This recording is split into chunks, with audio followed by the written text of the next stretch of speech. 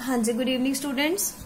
So today we are going to start a new chapter, that is human health and disease.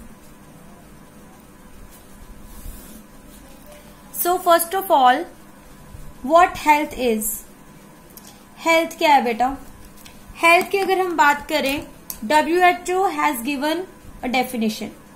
World Health Organization ने health की एक definition दी है.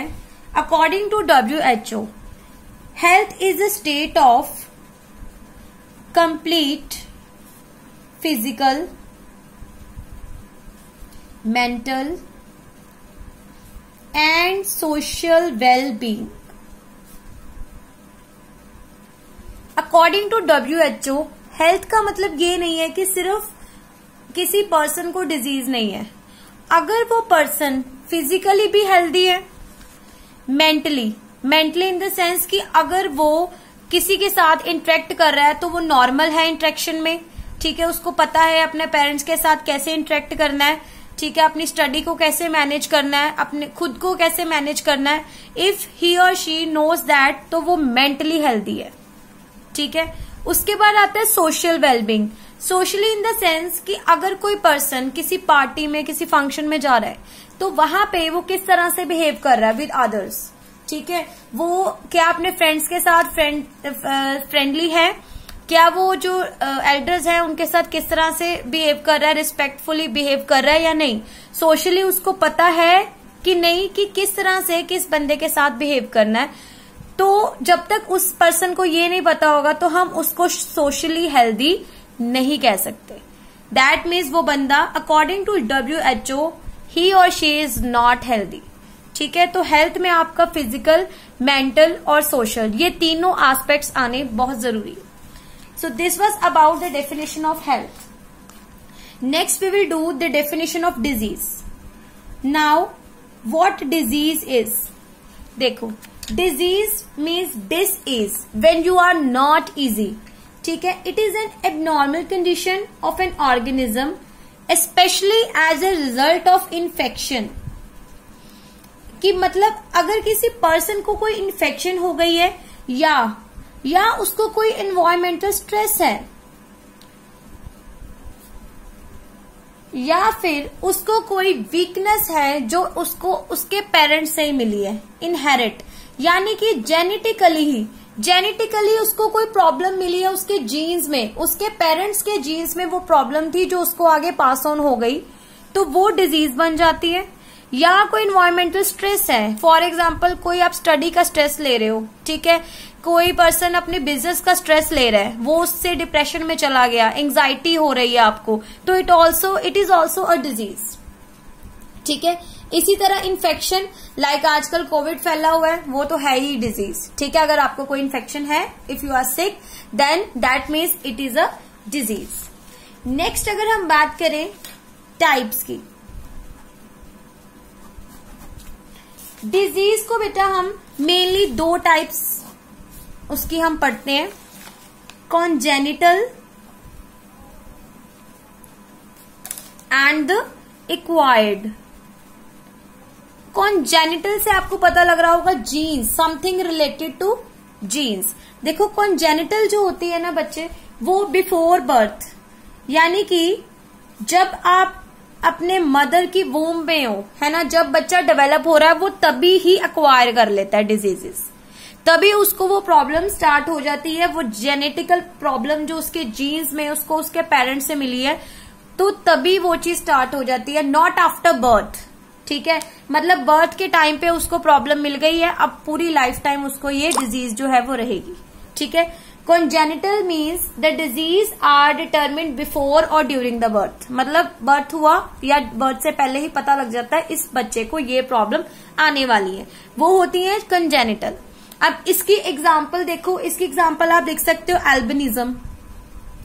Albinism क्या होता है? जब किसी के बॉडी में मेलानिन बनता ही नहीं है, एक पिगमेंट है ये जिसकी वजह से आपकी बॉडी में कलर आता है, ठीक है, बिल्कुल ही नहीं बनता, जिसकी वजह से जो बेबी है वो बिल्कुल ही व्हाइट होता है, बिल्कुल व्हाइट.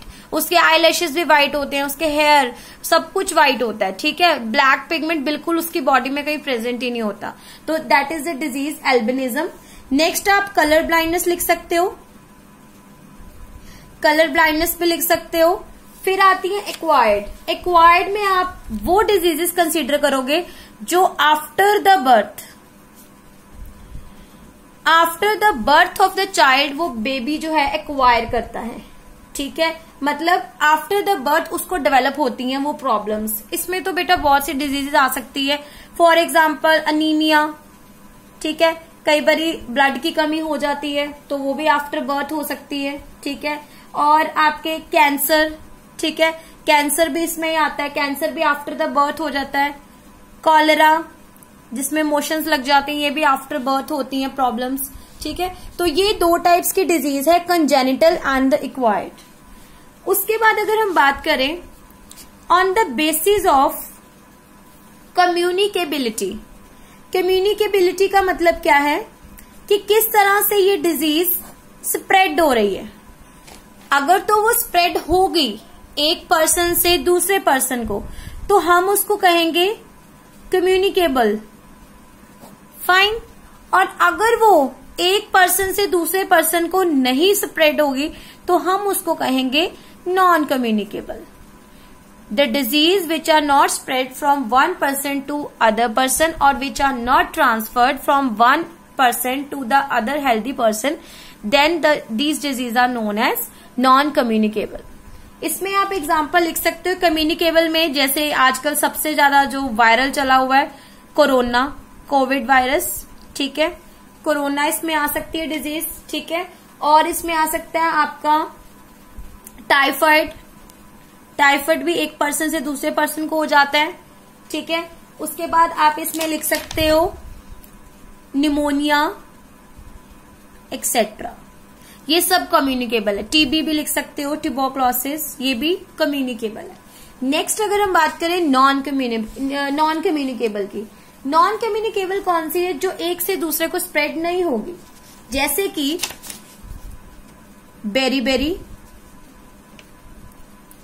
और एक आप कर सकते हो डायबिटीज, बेरी एंड डायबिटीज।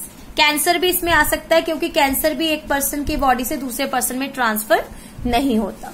तो ये थी types of disease on the basis of communicability. उसके बाद हम करते हैं again there are some types of disease on the basis of severity. कितनी सिवियर है कोई डिजीज, मतलब कितनी डेंजरस है हम कह सकते हैं, और कितनी डेंजरस नहीं है। जैसे अगर हम बात करें, एक होती है बेटा एक्यूट डिजीजेस, एक होती है क्रॉनिक। जो बेटा एक्यूट डिजीज होती है ना, इसका ये है कि ये तो होती बहुत जल्दी है, रैपिडली आपको इन्फेक्ट करती है, डेवलप बड़ी जल्दी हो जाती है, ठीक है। और अगर हम बात करें तो रहती थोड़ी देर के लिए, टाइम पीरियड कम होता है, ठीक है। ये आप कह सकते हैं शॉर्ट पीरियड के लिए होती है, हुई और जो है वो ठीक होगी, शॉर्ट पीरियड ऑफ टाइम, ठीक है। जैसे आप इसकी एग्जांपल बेटा नोट कर सकते हो, इन्फ्लुएंजा, फाइन, इन्फ्लुएंजा। नेक्स्ट अगर हम बात करें क्रॉनिक वाली बेटा, एक तो डेवलप स्लो होगी, रिवर्स चलेगी इससे, ठीक है, डेवलप होगी स्लो, और ये चलेगी लॉन्ग पीरियड ऑफ टाइम के लिए, ये बहुत देर तक चलती है, ये जल्दी जो है ठीक नहीं होती, इट टेक्स टाइम। इसमें आप एग्जांपल बेटा लिख सकते हो ट्यूबरकुलोसिस, टीबी में आपको पता अप्रोक्सीमेटली 6 to 9 मंथ्स लग जाते हैं ठीक होते। हेपेटाइटिस बी, ये दो डिजीजेस आप लिख सकते हो क्रॉनिक में। ओके, इसके बाद आपके आते हैं कुछ terminology which I want to discuss. First is your endemic. एक मैं एंडेमिक डिस्कस करूंगी, एक मैं आपके साथ एपिडेमिक डिस्कस करूंगी, एक आएगा पेंडेमिक। पेंडेमिक तो आजकल आप सुन नहीं रहे हो। अच्छा, सबसे पहले हम डिस्कस करते हैं एंडेमिक। एंडेमिक में आता है बेटा वो डिजीज जो कि एक रिस्ट्रिक्टेड एरिया के लिए जो है वो वहां पे प्रेजेंट होती है, विच इज अवेलेबल और we can say which is only in a particular restricted area. ठीक है, वहां पे आप कह सकते हो जैसे एक डिजीज है हिमालयन रीजन में, हिमालयन रीजन में एक गॉइटर नाम की डिजीज, अगर आपने छोटी क्लासेस में पढ़ा हो, गॉइटर जो है आयोडीन की कमी से होती है, तो हिमालयन रीजन पे गॉइटर डिजीज जो है वो बहुत ज्यादा होती है, सिर्फ हिमालयन रीजन पे, नॉट एवरीवेयर। ठीक है, तो ये फिर कैसी डिजीज हुई, एंडेमिक। ठीक है, जो डिजीजेस बेटा सिर्फ एक रिस्ट्रिक्टेड एरिया तक रहेगी, आपने इतना वर्ड याद रखना है, रिस्ट्रिक्टेड एरिया तक रहेगी, वो होगी आपकी एंडेमिक। ठीक है, जिसमें आपका गॉइटर एग्जाम्पल आ जाएगा। ठीक है, उसके बाद है एपिडेमिक। एपिडेमिक में कौन सी आएगी कि अगर तो बेटा ये डिजीज स्प्रेड होगी तो ये बहुत क्विकली स्प्रेड होगी, पहली चीज, स्प्रेड इसका बहुत फास्ट होगा। ठीक है, और ये अफेक्ट करेगी large number of individuals, large number of individuals in a short time. मतलब क्या एपिडेमिक का, disease is considered an epidemic कब, when it spreads very quickly and affects large number of individuals in a given area. एक चीज याद रखनी है, इन a given area. ठीक है, इन अ गिवन एरिया, ये नहीं है कि पूरे वर्ल्ड में फैल रही है। ठीक है, फास्ट फैल रही है, बहुत लोगों को अफेक्ट कर रही है, बट एक गिवन एरिया पे है। ठीक है, इसमें आप एग्जांपल लिख सकते हो, प्लाग, PLAGUE, प्लाग। ठीक है, नेक्स्ट आपकी आ गई पेंडेमिक। इसके बारे में आपने बहुत सुना हुआ है, पेंडेमिक है ना, कोविड। अब इसका थोड़ा सा आपको आइडिया होगा। एक तो बेटा ये डिजीज प्रिवेलेंट है वर्ल्ड वाइड, पूरे वर्ल्ड में फैली हुई है, चाइना से आई और कोई जगह नहीं बची जहां पे कोविड नहीं है। ठीक है, तो एक तो ये वर्ल्ड वाइड फैलेगी, और इसकी एग्जांपल हम ले सकते हैं, एक तो आप कोविड ले लो, एक हम एड्स भी ले सकते हैं। बेटा एड्स भी ऐसी डिजीज है जो हर जगह पे है ना, कोई ऐसा मतलब एरिया नहीं है जहां पे हम ये नहीं कह सकते कि वहां तो एड्स होएगी नहीं, है ना। अगर हम इंडिया की बात करें, इंडिया में भी है, फॉरेन में भी है, जितनी भी कंट्रीज हैं सभी जगह एड्स तो है ही है। हाँ, कोविड की तरह इतनी ज्यादा नहीं फैल रही क्योंकि इसका एक कंट्रोल है ना, ये एयर में नहीं है, तो इसलिए ये इतनी जल्दी स्प्रेड नहीं होती, बट इट इज पेंडेमिक, है ये पूरे वर्ल्ड में। तो ये इसमें आपकी दो डिजीज आ जाएंगी which are prevalent worldwide. तो हमने 3 डिजीजेस पढ़ी, एंडेमिक जो कि एक रिस्ट्रिक्टेड एरिया में रहेगी, ठीक है, जैसे हिमालयन रीजन में गॉइटर है। एपिडेमिक वो भी एक गिवन एरिया में रहेगी पर फैलेगी बहुत जल्दी, है ना, स्प्रेड बहुत फास्ट है, लोगों को बहुत ज्यादा अफेक्ट करेगा। पेंडेमिक फैलनी भी जल्दी है, अफेक्ट भी होगा और वर्ल्ड वाइड है, पूरे वर्ल्ड में है। ठीक है, तो ये हो गई आपकी 3 टाइप्स। उसके बाद हम नेक्स्ट चलते हैं, diseases caused by bacteria. First disease I am going to discuss जो बैक्टीरिया की वजह से होएगी। एज यू नो, बहुत से माइक्रो ऑर्गेनिजम्स हैं जो डिजीजेस कॉज करते हैं, जैसे कि वायरस, बैक्टीरियाज, फंगस, प्रोटोजोआस। ठीक है, अब इसमें से मैंने सबसे पहले पिक किया बैक्टीरिया, तो हम बैक्टीरियल डिजीज जो हमारी फर्स्ट है दैट इज टाइफॉइड, इसको डिस्कस करने जा रहे हैं। ओके, फर्स्ट ऑफ ऑल आपको याद रखना है बेटा, टाइफॉइड जो है एक कम्युनिकेबल डिजीज है। मैंने आपको पहले बता दिया, कम्युनिकेबल मतलब एक से दूसरे को स्प्रेड होएगी। ठीक है, उसके बाद हम बात करें सबसे ज्यादा किसमें होती है, मोस्टली किस एज ग्रुप में अफेक्ट है इसका, 1 से 15 साल के बच्चों में। ठीक है, इसका मतलब ये नहीं है कि इससे आगे पीछे वालों को होता नहीं है, 15 से ऊपर वालों को या जो 4-5 मंथ्स को वालों को है उनको नहीं होता, होता है बड़ा कम होता है। ठीक है, सबसे ज्यादा इस एज ग्रुप में ही मिलती है, 1 to 5 years वाले में। ठीक है, उसके बाद अगर हम बात करें, एक थोड़ा सा डाटा मैं बताती हूँ आपको, 2.5 मिलियन बेटा जो लोग थे ना वो हर साल सफर करते हैं टाइफॉइड से। 2.5 मिलियंस, देखो कितने ज्यादा, 2.5 मिलियंस। ठीक है, उसके बाद बेटा आपने जो चीज याद रखनी है, दैट इज वेरी इंपॉर्टेंट, कि ये हो किससे रहा है, ठीक है। इसका कॉजेटिव एजेंट, ठीक है, इसका पॉजिटिव एजेंट क्या है आपका, सैल्मोनेला टाइफाई, TYPHI। इसको दोनों को आपने अलग अलग से लिख के और अलग अलग अंडरलाइन करना है, ठीक है, सैल्मोनेला टाइफाई। इसके बाद हम चलते हैं इन्फेक्शन। अब टाइफाइड तो हो गया, हुआ कैसे, इन्फेक्शन कैसे हुई टाइफाइड की। देखो ये बच्चे होता है by contaminated food and water, food and water. जैसे कि हम बात करें अब फूड वाटर कंटेमिनेट कैसे होगा। फॉर एग्जाम्पल एक पर्सन है, ठीक है, इसको टाइफाइड है, ठीक है, इसको टाइफाइड है, इसके जो फीसिस होंगे ना बेटा, फीसिस यानी कि जो उसका वेस्ट मैटर है, उसके अंदर टाइफाइड का जो बैक्टीरिया वो प्रेजेंट होएगा।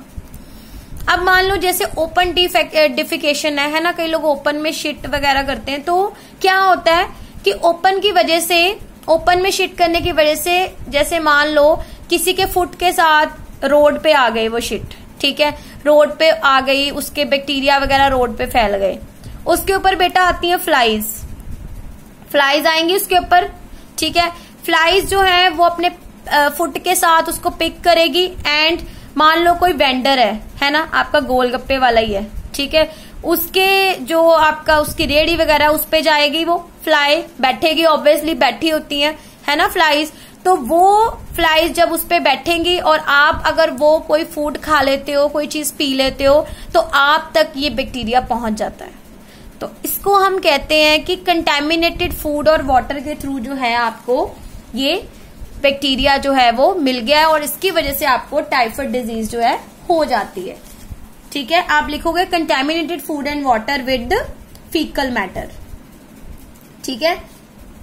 उसके बाद अगर हम बात करें और स्प्रेड कैसे होगा, हम ये भी लिख सकते हैं हाउस फ्लाइज से, हाउस फ्लाइज से भी स्प्रेड होता है, राइट, ठीक है, तो ये भी लिख सकते हो आपकी, it is spread through house fly also. उसके बाद सिम्टम्स। अच्छा, इसके सिम्टम्स कब आते हैं, इसके सिम्टम्स बेटा अगर आपको जैसे आज अगर इन्फेक्शन हुई है तो 10 से लेके 14 दिन तक, ठीक है, इसके आपको सिम्टम्स अपेयर हो सकते हैं, ठीक है, 10 to 14। अच्छा, अब सिम्टम्स आते क्या है वो देखते हैं, सिम्टम्स क्या क्या आते हैं इसमें, प्रॉब्लम क्या क्या आती है इसमें बेटा। हेडेक बहुत होती है, ठीक है, बॉडी टेम्परेचर आपका इंक्रीज हो जाता है आफ्टरनून में, ठीक है, ये इसके अर्ली सिम्टम्स है कि आफ्टरनून में बॉडी टेम्परेचर बढ़ जाता है, ठीक है।